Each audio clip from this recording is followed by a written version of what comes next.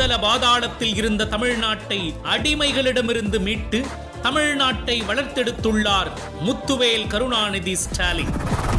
அவரது தலைமையிலான திராவிட மாடல் அரசின் 2.0 தமிழ்நாட்டை மேலும் வளர்ச்சி பாதையில் எடுத்து செல்லும். நம் மொழியை பறித்து அடையாளத்தை அழித்து உரிமைகளை நசுக்க முயற்சிக்கும் ஆதிக்க சக்திகளுக்கு எதிராக என்றும் தமிழ்நாடு தலை குனியாது.